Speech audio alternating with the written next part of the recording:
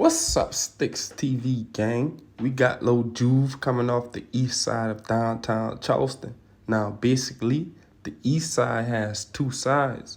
To the north is Johnson Street Projects, and to the south is America Street, where you find the Charleston-style houses with the porches built to the side so that the cool breeze may flow through the east side during the hot summers. Now, growing up, lil Juv would have a normal life where he lived with his parents and his siblings. Lil Juv would only be about 5 years old when the daily east side and west side war was going on. Lil Juv would hear about all the shootings and murders as the older folks gathered to his house for social gatherings. So, Lil Juv always knew that the outside and the concrete jungle can be very dangerous with no love, just like a real jungle. Lil Juv's first time seeing his big brother hurt is when his friend Lil Trail got killed on Romney Street in front of the church. Then shortly after, Lil Juv's big brother, his leader, his aspiration, his big dog, the only other man Lil Juv ever looked up to would be gunned down on Romney Street, and he would run to a friend's apartment where he collapsed, and when the police and EMS arrived, they would frantically take him to the hospital where he was pronounced dead. By the summer of 2008, Lil Juv would become a young leader at the ages of 8 and 12. He would teach all of his friends how to make palmetto roses. On some occasions, he would just make hundreds of roses and disperse them amongst his homies. Then at the end of the day, he would get his cut. Then one day, after making a lot of money selling roses, Lil Juv would begin to walk back to the east side.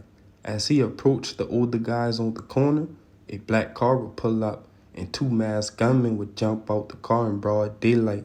Hollow points would be flying in all directions. Lil Juv could feel the depth of the bullets wasn't past his head.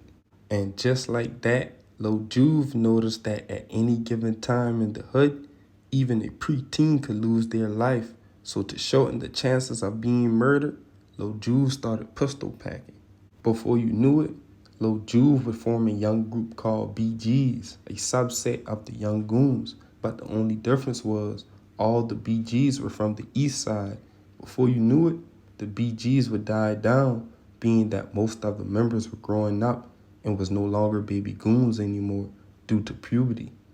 But the thing about puberty on the east side is that by the time you're 14, 15, 16, you're going to lose a few homies to the streets. One wicked cold Christmas Eve night, shots would ring out, and a 16-year-old Lil Hez would suffer from gunshot wounds. The next day on Christmas, Lil Juv would experience the first close friend of his dying at such a young age, and it would secretly haunt him. Shortly after, about 5 or 6 months later, Trey G would get caught up in a home invasion, turn shooting, leaving one person in critical and Trey G dead. Lil Juv would take the loss of Trey G hard because Trey G was always a hustler and he didn't really rock with outsiders. For about 10 months, life on the east side would go back to normal. Then one day, in broad daylight, a shooting would take place after an altercation, and Lil Juv homie, Lil Jigga, would die from his gunshot wounds. Only a few months later, Lil Juv's cousin, Smokey, would be gunned down in North Charleston. But around that same time, Lil Juv's close friend from North Charleston, Lil QB, would be gunned down one night at a hotel. By the end of 2017, Lil Juv's right-hand man, Lil Skrilla, would be shot multiple times in North Charleston, and he died from his injuries. About a year later, Lil Juv's close homie, Lil Boosie, would be gunned down in North Charleston while sitting in the car. By this time, Lil Juv felt death closing in on him. Most of 2018 and 2019, Lil Juv would be clutching on his Glock like that was the last Glock on earth. Within 4 years of being deep in the streets, Lil Juv literally lost more than 8 homies who he saw and ran with every day. By 2020, Lil Juv's childhood friend, which is Trey G's cousin, his name is Lil Buddy, would get shot in Atlanta and die. Now, while all this was going on, lil Juv's cousin, lil 23, would lose his life. As you can see, lil Juv is being drowned by death from all angles. This is where the story gets a little bit more wicked because all the homies who died over the years, lil Rob would help lil Juv bury them. Plenty nights on the Johnson Street projects, lil Juv and lil Rob would reminisce about the fallen brothers. Many nights, lil Juv and lil Rob would talk about death.